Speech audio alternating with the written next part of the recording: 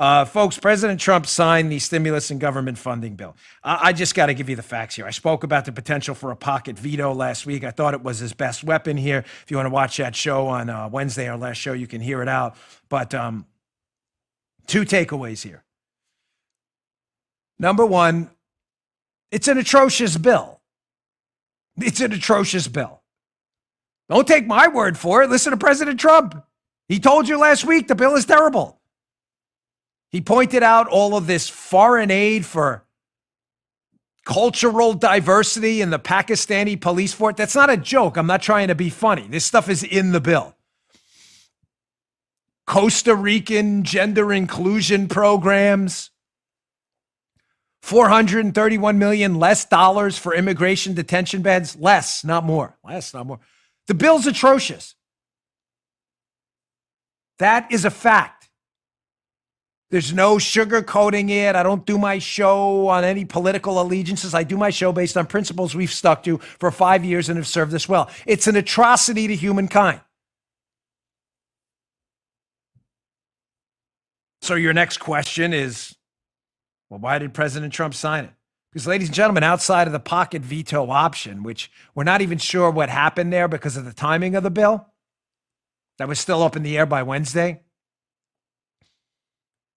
He needed some backup, and I have to tell you and be candid with you, he has been ill-served by the pathetic Republicans up on Capitol Hill and inside of his bureaucracy in the White House, too. I'm really sorry. He's been very ill-served.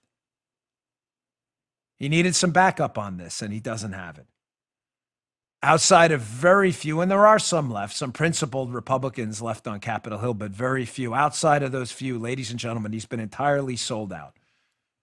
He had no backup on this at all. This was a great chance for the Republicans in solidarity to stick to it, to say, hey, listen, we come first. Let's get rid of all this foreign funding. Let's transfer the American people's taxpayers' money, because it's our money. Let's not have any illusions about these government stimulus checks. It's our money. It's our money given back to us. That's all it is. Stop. It's not a multiplier. Forget all of that. But it would have been a great opportunity to say all of this stuff is gone. We're getting rid of all of this foreign aid for now. We can reconsider it later. We're going to take a principled stand and we're going to return the money to the American people. It didn't happen. And President Trump had no backup. And there was no, let's be absolutely candid, there was no way for him to single-handedly make it happen because he doesn't have any backup up there. I'm not apologizing for anyone. I've said that these ridiculous spending bills are a bad idea and he shouldn't sign them. Having said that, this is an atrocity, this bill. He had absolutely no backup, and nothing is going to change in Washington, D.C. unless the group of Republicans and a large majority, or even a plurality of them, can get together and decide that we're going to stick to principles like not bankrupting the country while taking care of foreign countries at the same time. We all knew this was the wrong thing to do, and it happened anyway.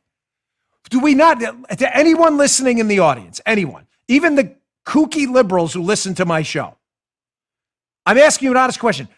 Do we not on its face know that during a coronavirus pandemic where millions, if not tens of millions of people are seriously struggling right now, that it's a bad idea to take those people's money and send it to Costa Rican gender inclusion programs? Who thinks that's a good idea? Raise your hand. Paula's not raising her. Joe, is it? Let me see. Paula has Joe. No, I don't see Joe raising them. Okay, no hands raised here. Mm-hmm. Lucy? Nope. Even Lucy's not raising her hand. Amelia? Neither. No one. So why did we do it? The answer is because our political system is entirely broken and we have people with no cojones at all. They have no... I blanked that out myself. Sorry for those of you who can read lips. None of them. It's broken. They are totally broken. The system is broken. We can't even conduct an election. We are perilously close to bankruptcy as a country. We are reaching the breaking point of our national debt at $27 trillion, worth more than everything we produce. We don't even produce $27 trillion in stuff in any given year. That's not even our GDP. And that's what we owe. And we're paying for Costa Rican gender inclusion programs for their police force while the country's going bankrupt. Amazingly, I'm going to leave you with some good news in this segment. Like, no way, Dan. This sounds really bad. It is. You have been sold out by the most feckless class of losers in human history that all managed to get elected to Congress at the exact same time. From Just the News, which will be in the show notes, John Solomon's excellent site. Actually does journalism. Trump averts shutdown. There was going to be a government shutdown. Signs $2.3 trillion spending in COVID relief bill. Trump had refused to sign the bill until Congress raised the amount of money paid to everyday Americans. So what's in the bill? Well, there are two, I don't know what to call these. They're not highlights, lowlights, whatever lights.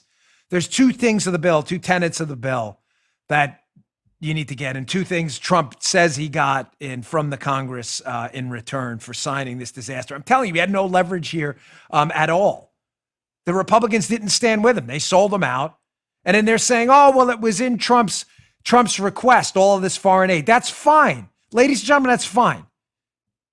It's not fine that it was in there. It's terrible it was in there. But it makes my point I made in the beginning that the White House in general are surrounded by people in the bureaucracy not serving him well. There are people who still think this stuff is a good idea. What's in the bill? Screenshot from the Just the News piece. Despite Trump's misgivings about wasteful spending and low stimulus payouts in the bill, Trump said he signed the legislation because, quote, I have an obligation to protect the people of our country from further economic devastation. He said, however, more money is coming as Congress votes this week on larger checks. So keep that up a second. So he has gotten supposedly a promise that they're going to vote on increasing these checks from $600 to $2,000, checks going out to the American people if you meet the income requirements. The president on Sunday also invoked the 1974 Impoundment Control Act to demand rescissions be made to the spending measures. Under the act, the president can seek congressional authority to rescind funds by sending a special message to Congress, identifying the amount he proposes to cut, the reasons for it, and the economic impact. What does that mean? So we have two things the president demanded in return for signing this thing. Number one, that they increase these stimulus checks to the American people from $600 to $2,000, again, if you're below a certain income level. Secondly, that they do these rescissions and they take this, what he's going to red line out. There is no line item veto. Let's be crystal clear, meaning the president can't red line the budget and say, I'll accept this, but not that. He doesn't have that power, but he does have the power to demand rescissions. Now, what the rescission means is the money he says shouldn't be spent. Costa Rican gender inclusion programs. Now that money goes into impoundment and Congress has 45 working days. That money's freezed for 45 days to stop spending on that portion of it. They're not going to.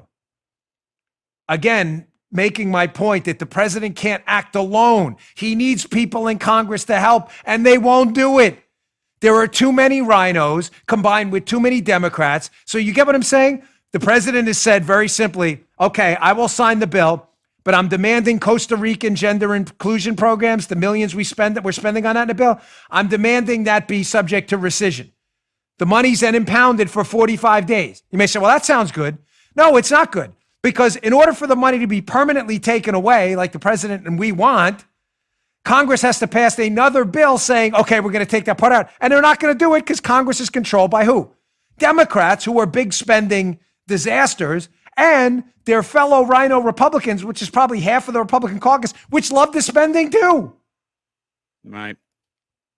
Does that make sense, Joe? So basically, in 45 days, the money's released anyway. I'm telling you, that's why all this pile on the press. Oh, he folded. What was it? I don't understand what you want the guy to do. He has no backup at all. Was it a bad decision to put all this funding in the request? Yes. Does that mean we double down on the decision and then spend the money? What kind of stupid call is that? The Democrats are like, this was in the president's request. Okay, so someone in the bureaucracy, and who knows if the president approved himself, made a bad call. So we doubled down on the bad call by then spending the money we already said was bad? And this makes sense to you.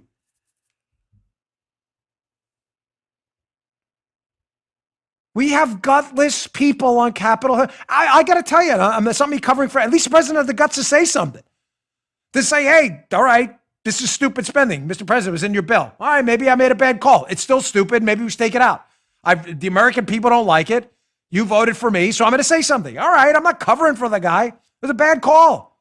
I'm just saying, what do you want him to do? He needs some backup. He has none. Gutless zero wonders up on Capitol Hill. You have to have people to stand with you, ladies and gentlemen. You have to.